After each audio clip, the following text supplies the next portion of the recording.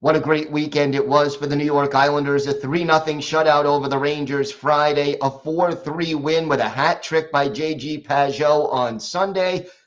We've got all your bases covered with that, plus one of the more magic moments in franchise history from the early 2000s as part of our Islanders birthday of the day. All that and more coming up on this episode of the Locked On Islanders podcast. Your Locked On Islanders, your daily podcast on the New York Islanders. Part of the Locked On Podcast Network, your team every day.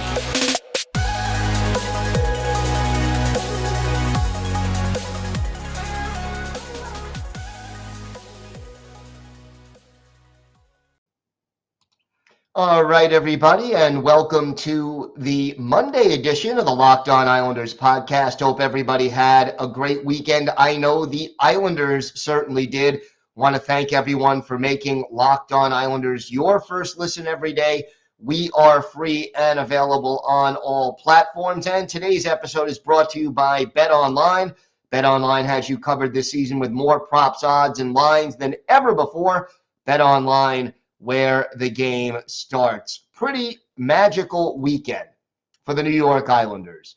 They started off with a 3-0 shutout win over the Rangers, then beat the Devils 4-3 on Sunday. We had a shutout on Friday, a hat trick on Sunday. We've got all of this covered for you on today's show. Let's start out with the Friday game. Anytime you win at Madison Square Garden, let's start with this. It is especially sweet.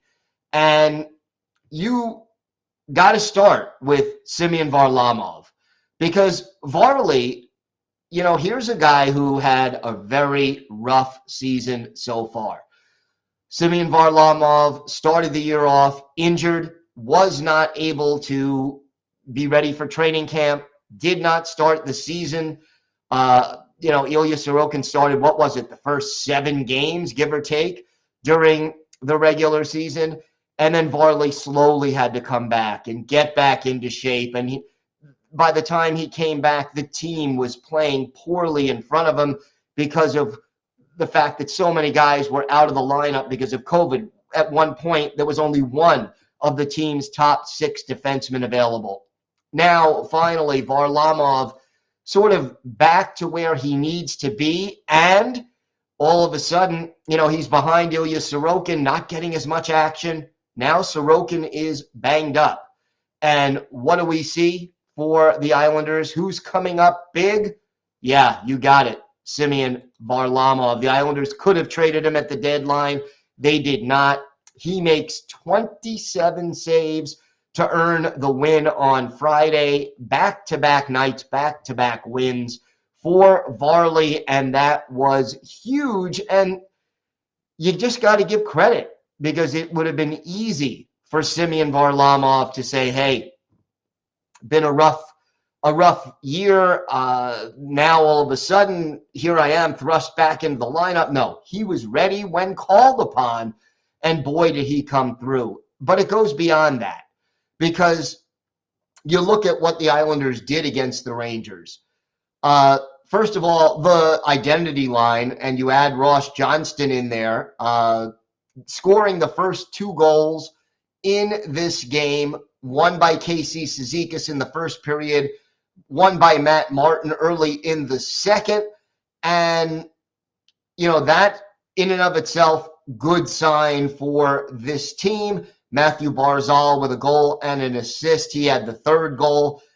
All good, but, the Islanders scored 3 goals on only 18 shots on net. And so you look at the box score and you're like, oh, yeah, okay, Islanders were outshot 27-18. That's a 3-2 margin.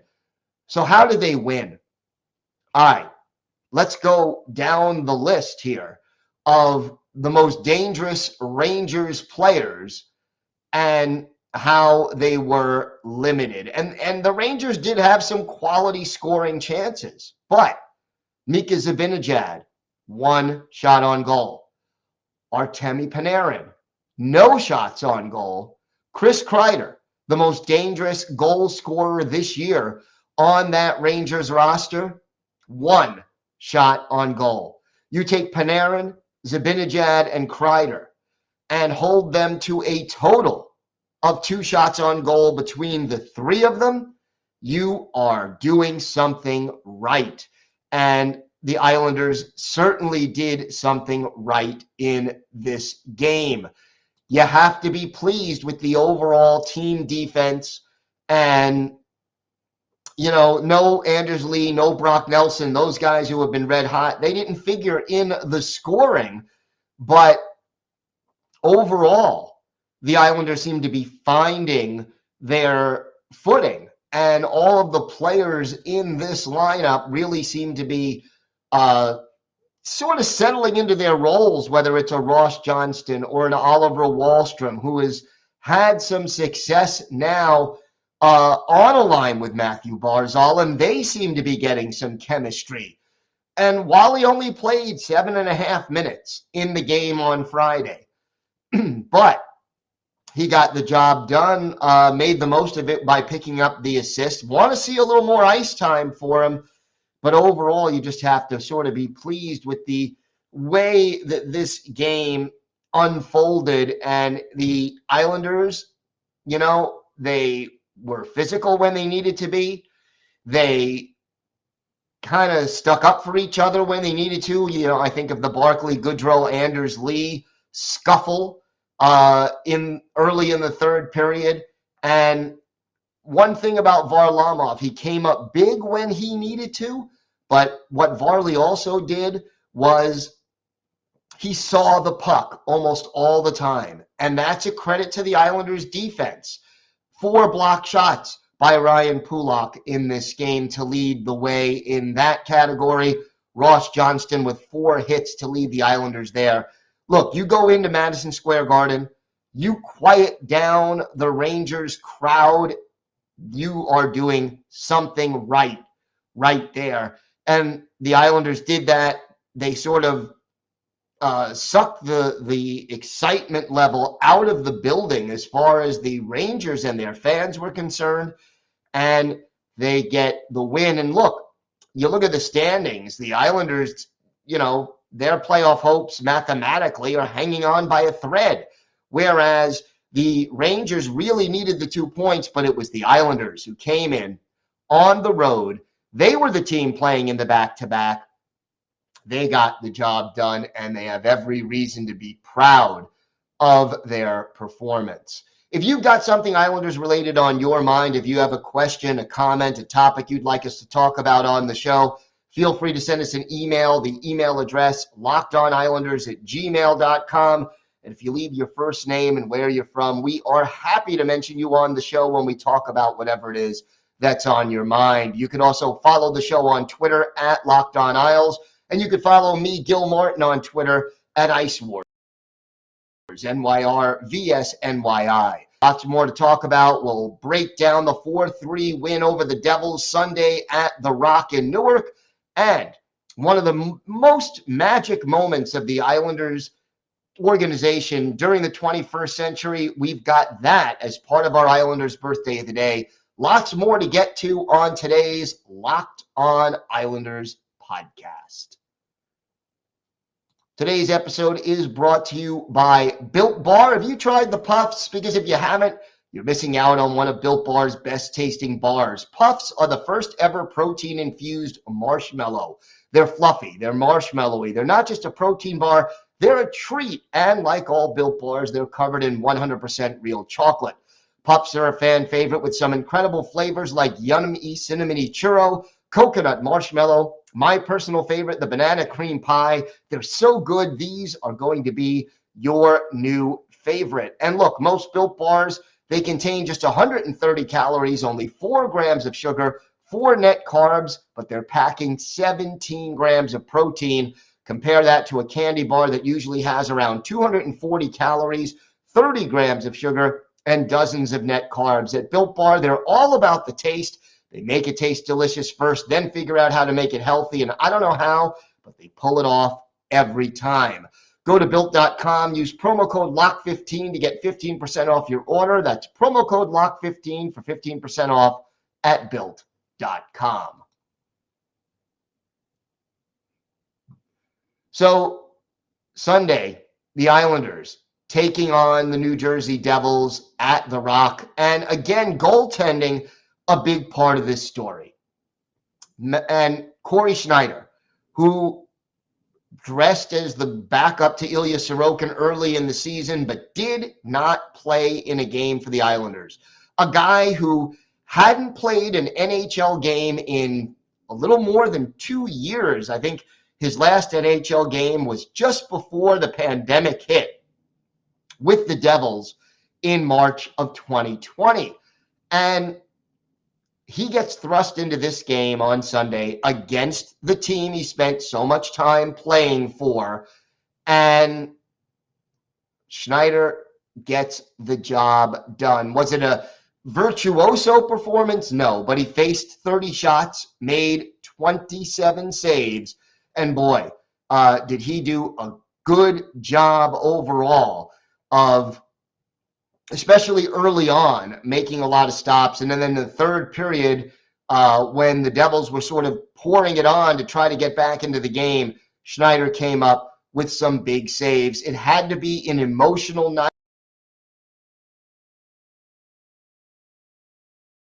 Schneider, as we've been tracking on our weekly farm report in Bridgeport, but it was a big, big performance for him, sort of stepping up and getting the job done in New Jersey, where he had played for so many years.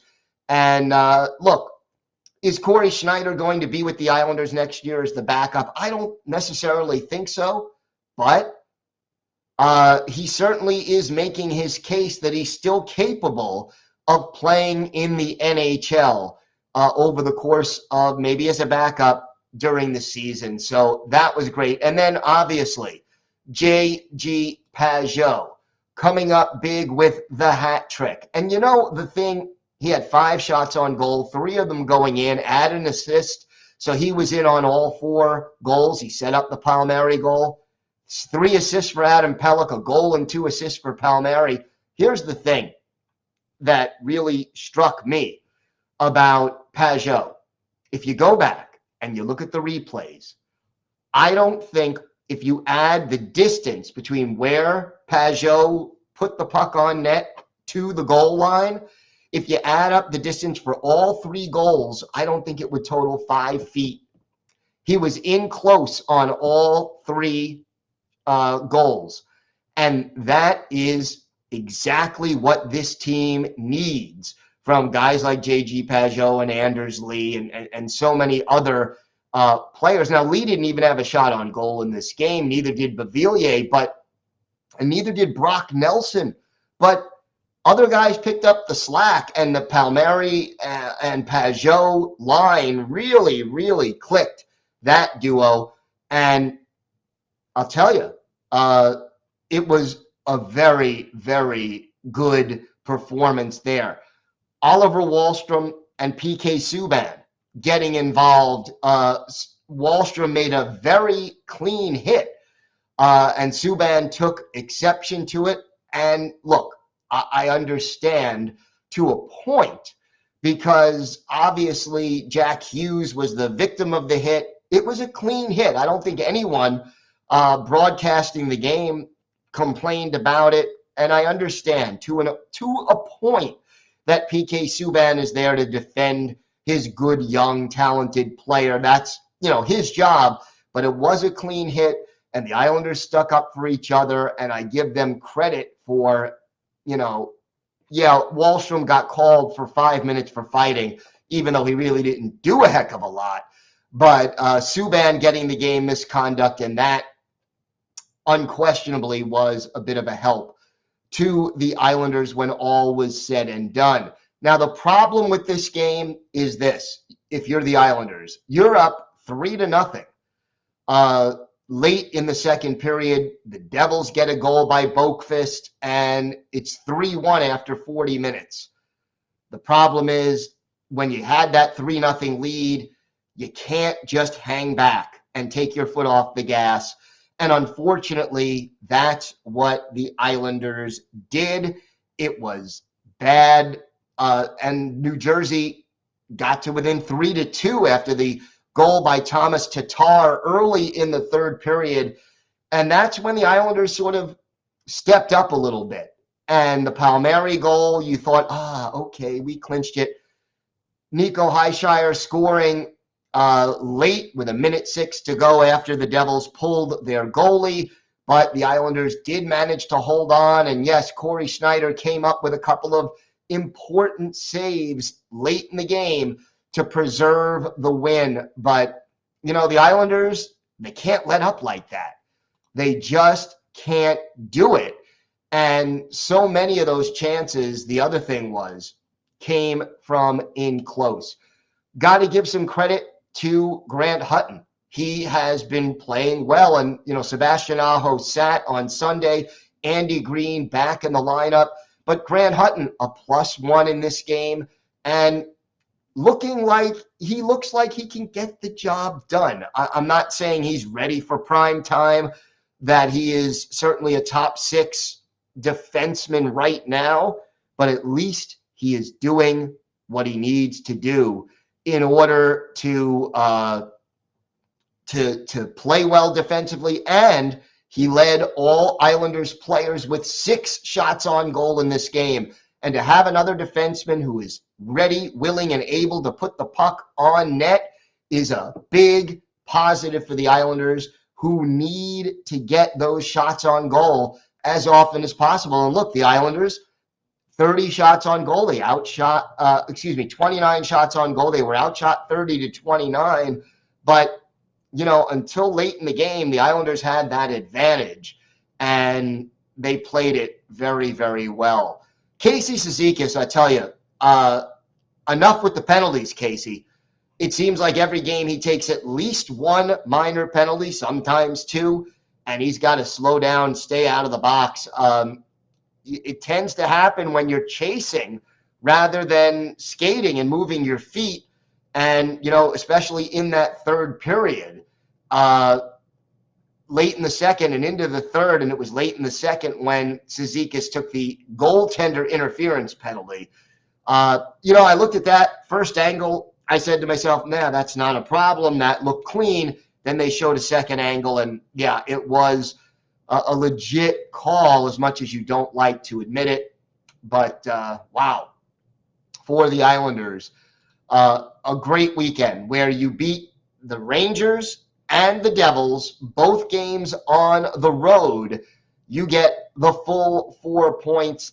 That is one sweet weekend for the New York Islanders. And look, you check the standings right now, and the Islanders have basically taken over 5th place in the division. They are still 13 points behind the Washington Capitals as I record this on Sunday evening, with 1 game in hand. But, are they going to catch the Caps? I kind of doubt it. But just keep chugging along and playing the kind of hockey that we need you to play. The best thing about this is that the Islanders are finding themselves. And I still want to see a little bit more in the lineup. I want to see, look, not to disparage Ross Johnston, not to disparage some of the other players in this lineup, but I want to see more Kiefer Bellows. He sat again 2 games in a row over the weekend, but overall, a solid performance in 2 games by the Islanders. Still some things to work on, but you got to be pleased with what we saw. When we come back, we relive one of the magic moments of the Islanders' history from the early 2000s as part of our Islanders birthday of the day. We've got all that and more coming up on the Locked On Islanders podcast. Today's episode is brought to you by your friends at BetOnline. BetOnline.net is your #1 source for all your betting needs and sports info. Find all the latest sports developments, including this week's Masters Championships odds, podcasts, and reviews for all the different leagues this season, And BetOnline is your continued source for all your sports wagering information, including live betting, esports, and scores. Head to the website today or use your mobile device to learn more about the trends and action. Check out BetOnline, where the game starts. Time now for our Islanders birthday of the day. We are a day late on this one. Sunday was the 47th birthday for former Islanders forward Shawn Bates. The native of Melrose, Massachusetts, went to Boston University, was drafted by the Bruins in the 4th round back in 1993, and made his debut in the 97-98 season for the Bruins. Came to the Islanders in time for the 2001-2002 campaign. And those first 2 years for Shawn Bates were his best with the Isles. 17 goals, 52 points in 2001-2002. And then in 2002-2003, 13 goals and 42 points. He had 15 goals in 2005-2006. Stayed with the team through the 2007-2008 campaign before finishing his career in Europe and then briefly with the AHL's Manchester Monarchs. In his NHL career, Shawn Bates, the 5'11", 205-pounder, 465 games, 72 goals, 198 points, and 266 penalty minutes. 3 goals, 7 points in 29 playoff games, 17 of those with your New York Islanders. And Shawn Bates, you mention his name to any Islander fan, you take them back to Game 4 of the 2002 playoff series, opening round against the Toronto Maple Leafs. Leafs come into this up 2-1 in the series. It's at the Nassau Coliseum on April 24th, 2002, and this becomes a must game for the Islanders to try to get even in this series. Curtis Joseph, the goalie for the Maple Leafs. Chris Osgood in between the pipes for the Islanders. And it was the Islanders getting on the board first, 10 minutes and 30 seconds into the game. Alexei Yashin potting his first playoff goal. Mark Parrish and Adrian Aucoin with the assist. Isles up 1-0. This was a nasty series. Tough hockey by both teams. And in the closing seconds of the period, with Oleg Kavasha off for slashing, Alexander Mogilny ties it for the Leafs on a power play goal. Gary Roberts and Robert Reichel with the assist. 1944, the time of the goal. After the first period, Islanders 1, Maple Leafs 1. We go to the second. The only goal of the second also coming in the final minute. What is it with the Islanders and last-minute goals and periods? Tomas Kaberle, his second from Gary Roberts and Brian McCabe at 19-19, 2-1 Maple Leafs after 40 minutes. In the third period, though, it's the Islanders' turn for a power play. Carol Pilar off for tripping, and Kip Miller scores for the Islanders. His first of the playoffs. Mariusz Tchaikovsky and Kenny Janssen with the assists, and it's 2-2. Islanders take the lead a little more than a minute and a half later. Roman Hamrlik, his first from Alexei Yashin at 14:56, 3-2 Isles, but that lead didn't even last 2 minutes.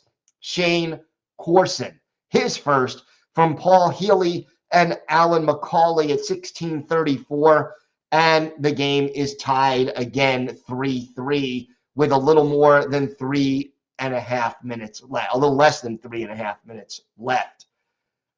Then Shawn Bates pulled down, a penalty shot awarded, and Bates skates in on Curtis Joseph, scores. You could have heard a pin drop before the goal, but Bates scores. The Coliseum goes absolutely crazy on the penalty shot in the playoffs, and that is a very, very rare occurrence. Shawn Bates gets the game-winning goal that ties the series with Toronto at 2-2. For Bates, he had 2 shots on goal. This was the only one that went in. He played 20 minutes and 34 seconds in the game and, of course, had the game winner. A magic moment. I'm telling you, you mentioned Shawn Bates to any Islander fan who's old enough to remember that series. they will talk about that magic penalty shot moment that tied the series. Unfortunately, this was a series that the home team won all 7 games, and Game 7 was in Toronto, so the Islanders ended up falling short. But wow, what a great series it was, and what a great moment for Sean Bates. Sean Bates turning 47 years old on Sunday, yesterday. He is our Islanders' birthday of the day. Great weekend. Hopefully the Islanders can start to build on it. Tuesday, the Dallas Stars come to town. That should be a good game and a good matchup. Dallas in the thick of things as far as the playoff race in the Western Conference. This game in Dallas, a lot of road games this month for the Isles. It'll be a challenge, but the Islanders now 4 games over 500 and not quite, in the words of Monty Python, I'm not quite dead yet. Let's see if the Islanders can keep this streak going. Thanks again for making Locked On Islanders your first listen every day. Now make your second listen Locked On Fantasy Hockey. Host Steele Roden and Flip Livingstone help you become the expert of your fantasy league.